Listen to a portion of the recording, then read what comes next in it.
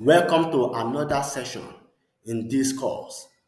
We are going to be transforming our data set after we have cleaned it. So, in the last session, we performed all of the tasks that were recorded here, and we have been able to put our data in a state that we are comfortable with.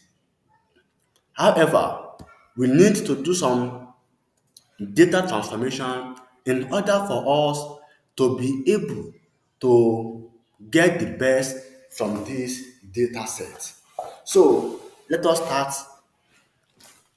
Now let's start with the customer name. The customer name here you can see Mrs.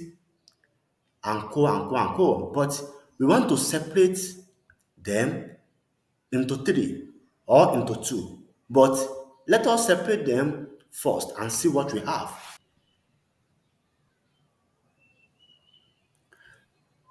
So we will click on split column by delimiter, and then we are going to choose the each occurrence of the delimiter, and then we want to select the delimiter. We will see that period is not here, so we are going to click on custom, and we are going to put it there, period, and then we click OK. And you can see now that we have customer name 2, customer name 1. So this has become the title column. So let's change it. Let's say, so we are going to make this our gender column. And you will see as we move forward. And we make this customer name. Customer name, good. Now, sometimes we might want to put it as first name or last name. So we can still split this particular column. So if we want to split this one now, we just say split column again by delimiter, and the delimiter is a space. So we click OK.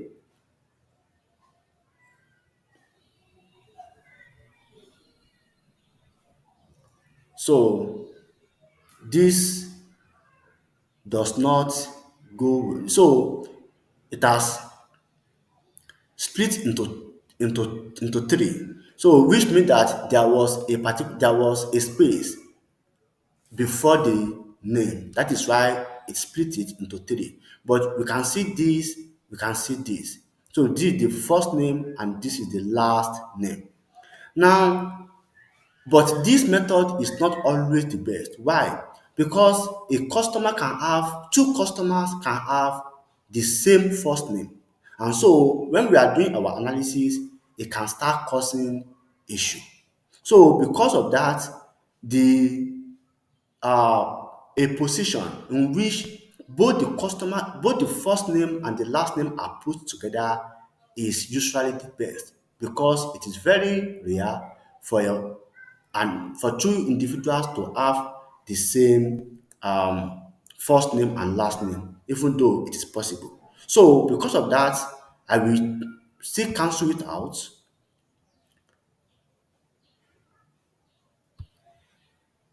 So I will go for this particular method where we have the first name and the last name, and we have both of them together. So with this, it's going to make each of our customer to be more unique.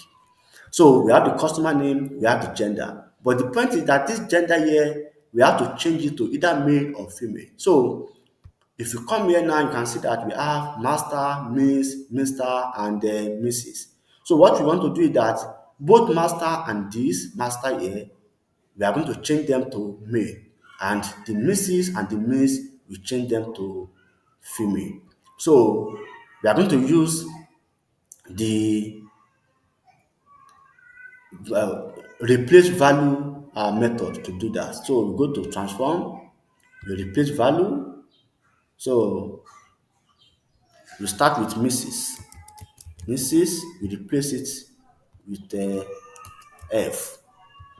So click. So then we have master here. we replace it with M.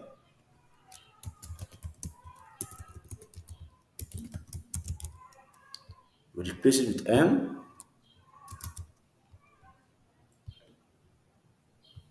and then this also we replace it with M.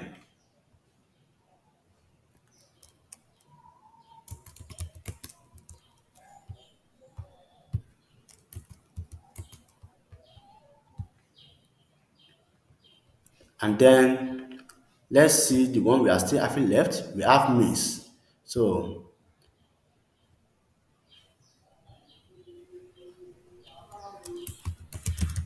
we replace it with the F. So let us check again. Then we have female and male. Good. We have been able to do this successfully. So now we have our gender column and we have our customer name column. So I can rearrange this and put it here. So customer name, we have our gender.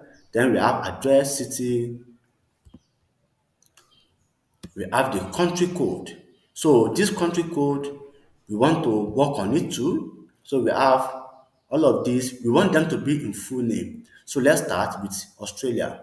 So Australia, so let's replace. So this will be Australia.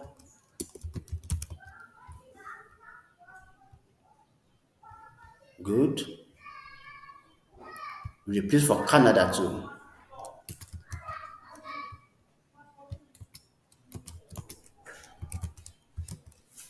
So for Canada, so US, I think US is okay. We are not changing it. This is ES. We change it to expire.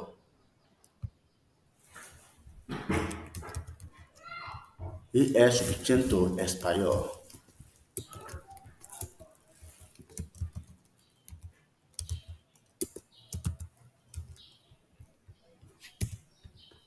And then IT will be changed to to Italy.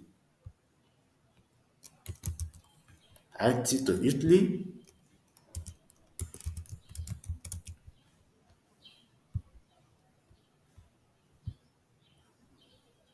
And FR to France.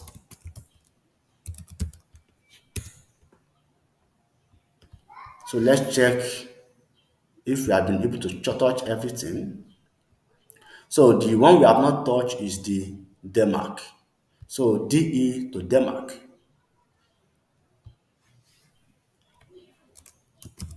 So change it to Denmark.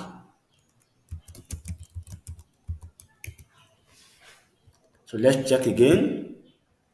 So and we have everything. So US is US, we don't change. So now we have been able to do that. Then our email, no problem. Salesman's ID, no problem. Nationality. So this nationality, we are not changing it. We are leaving it like this. Other ID, the freight charges is here, no problem. And then we have the age. So for the age, we want to create another column that will contain the age group of our customers. So let us go with that. So we go to add column and we create a conditional column. So the name of the column is going to be age group.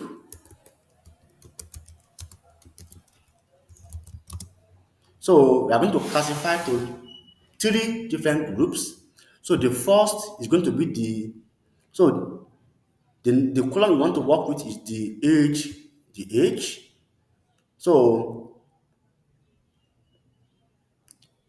and we say that if the age is above 60, we call it elderly. So if age is greater than 60, if age is greater than 60, we say elderly. And then we add another clause. age again. If age is greater than 30, if age is greater than 30, we call it middle age.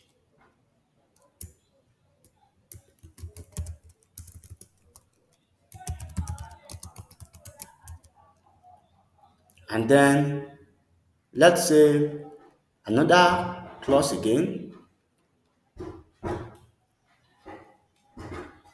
or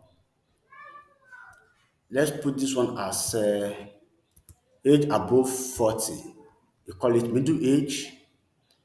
And then this particular one will be age greater than 19. Age greater than 19. Greater than 19, we call it young. And anything else, that is anything lower than, anything from 19 and below, we call it teenager. Good. And then we click OK. So you can see that we have our age group here, and you can see that we have young, we have middle age, teenager, young, and then so let's try and see if what we have done is correct. So let's check for elderly. So we expect everyone here to be above 60. So let's go to the age. You can see that everyone here is above 60. If you look carefully, they are above 60. So let's come back again and check for teenager. So you see that, let's look at their age. You see that everybody here is 19. So they are not above 19. So from there, from what we have just done now, you should be able to have an idea that we have only few teenagers in our data set. Let's look at the middle age. So you see that we have some middle age customer too. So let's look at the age. You can see that the age is, we don't see anyone above 60 here. So this is 60, but our condition is that elderly must be above 60. That is why this 60 is still here. So our information is well handled. So we have been able to do that. Let's move again and see if you can do one more transformation.